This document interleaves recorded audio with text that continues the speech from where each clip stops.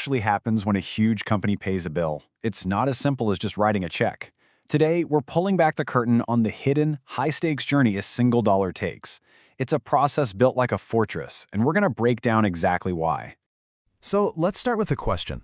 How can a massive company lose a fortune? We're talking millions. Not in some big dramatic heist, but quietly, from the inside, without a single alarm bell going off. Well, the answer is surprisingly simple, and it's way more common than you'd think. It happens through a broken payment process. A single weak link in that chain is all it takes for things to go catastrophically wrong. And this isn't just about some sloppy bookkeeping. This is a huge security issue. When this process fails, it's not just a simple mistake, it's basically rolling out the welcome mat for fraud. In fact, get this, auditors consistently say that the payment cycle, the process of paying out cash, is the single highest fraud risk in any organization. Number one, it's the place where money literally walks out the door. So how on earth do you protect it? Well, you protect it with a really simple but brilliant idea called the 4 Eyes principle. The whole concept is that no single person should ever have the power to control a transaction from start to finish. You've always got to have at least 2 pairs of eyes on the money. Now, the official name for this is segregation of duties, or SOD for short, and it is the absolute bedrock of internal controls. You can think of it like a blueprint for safety, specifically designed to stop both deliberate fraud and just simple, honest mistakes by splitting up all the key jobs. So how does this actually work in practice? Well, just imagine a relay race with 4 different runners. First up, you've got the initiator. We'll call them the asker. They're the one who says, hey, this bill needs to be paid. They get the ball rolling. Then they pass the baton to the authorizer, or the approver, who has the power to give the official thumbs up. Next in line is the custodian, the holder, who has their hands on the actual cash. And the final runner is the recorder, the scribe, whose job is to write everything down in the company's books. The whole point is, nobody can run the entire race by themselves. Okay, let's zoom in on a really critical separation here. The difference between the custodian and the recorder. The custodian handles the actual money. They have bank access. The recorder only writes about the money in the accounting system. Keeping these 2 roles in totally separate departments, well, that's the master key to stopping theft. Because if the person with access to the cash can't also change the records, it's incredibly hard to cover your tracks. And here's how those kind of abstract roles actually map onto a real company's org chart. Your accounts payable clerk? That's your initiator. The CFO is a key authorizer. The Treasury Department? They're the custodian holding the cash. And the folks in accounting? They're the recorders and reconcilers. It's like this carefully choreographed dance where everybody has a very specific part to play and nobody steps on anyone else's toes.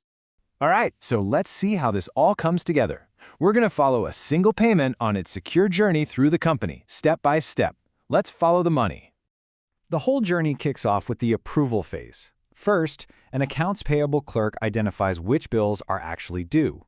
Second, a manager reviews that list and officially approves it. And third, the Treasury Department steps in to decide how to pay. Is it a wire, a check, an electronic transfer? But notice, no money has actually moved yet. This is all just about getting the green light. And this brings us to an absolutely critical point, a rule that you cannot overstate. Preparation does not equal release. Just because a check has been printed or a payment file has been created does not mean the money can be spent. This is a deliberate firewall built right into the process. Okay, now we move into the execution phase. The Treasury clerk goes ahead and prepares the payment. Say they print the check, but that check is basically just a piece of paper until step 5, where an authorized signatory, like the CFO, gives that final approval, that second signature. Only then, in step 6, are the funds actually released. That dual authorization? That's the final security gate before the money leaves. But hold on.